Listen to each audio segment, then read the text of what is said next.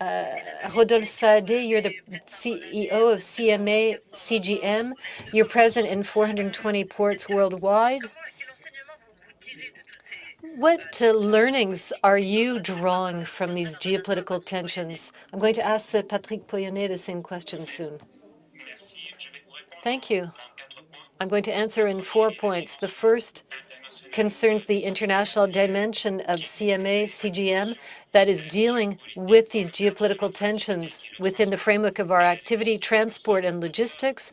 We're really at the heart of these global economic exchanges. We're present in more than 160 countries, and we're confronted with many situations that are not always easy ones. The ambassador talked a bit about that. The trade tensions impact us. Piracy, natural hazards like hurricanes and earthquakes, and also health risks, and particularly the COVID-19 crisis that we've been through for the last few months. For the second point, COVID-19 will accelerate certain transformations that will lead to a different type of globalization, a new type. For our profession, I see an acceleration of regionalization with volumes that are growing on an inter-Asian basis and an intra-European basis. I'm not seeing massive relocations. I think that the difference in cost is too high, and China will remain the world's factory. What we noted during the COVID-19 period was an acceleration of digitalization, and I'm glad to be able to participate in this meeting in a digital manner. Today, I'm behind my screen talking to you, and last year I was in X, so digitalization is underway, and we're seeing a new way of working, a completely different way. It's not quite so friendly and charming,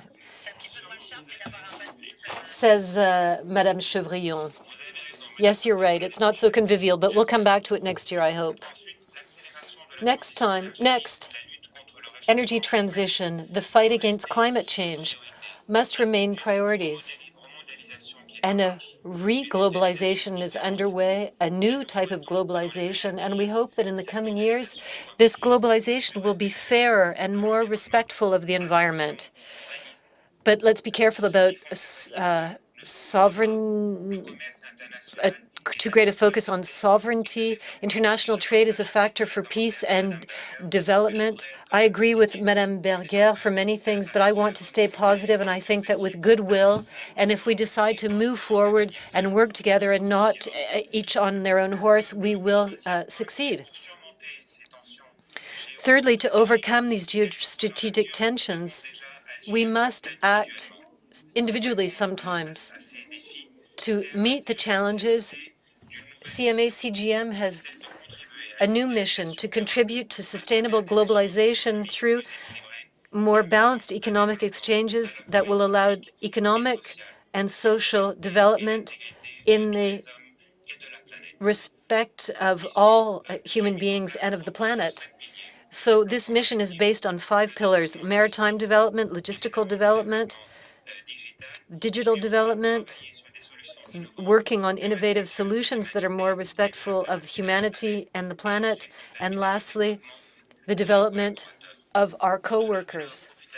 So beyond profitability, which is essential to sustainably continue our development, we need to create value for our environment, and the group CMA CGM has made strong commitments with an objective to be carbon neutral by 2050, the delivery of our first 23,000 container ship that's operated with natural gas will be launched soon. So we want to contribute to the well-being of our employees too, and we will set up an academy that's devoted to transport and logistics in order to continue to train our co-workers. To conclude, I'm convinced that we can overcome geostrategic tensions together, collectively, and that is the role of the coalition that was announced yesterday. This coalition will meet in January under the, it will be chaired by Emmanuel Macron, during the World Nature Conference. What we wanted through this coalition, which was at the initiative of CMA CGM, we want to focus on actions that are effective rather than focus on words that just make noise. We want to carry out concrete actions. We want to be modern in the way that we operate, and we have 12 big groups, including Total, that have joined us. There's Amazon, Carrefour, the Crédit Agricole Bank, Engie, Faurecia, Michelin, Schneider Electric, Wärtsilä, who will help us to work together and to think about how we can accelerate the energy transition for transport and logistics in the coming years. Thank you. Thank you. So you don't really believe in relocation and reshoring, if I've understood your message correctly?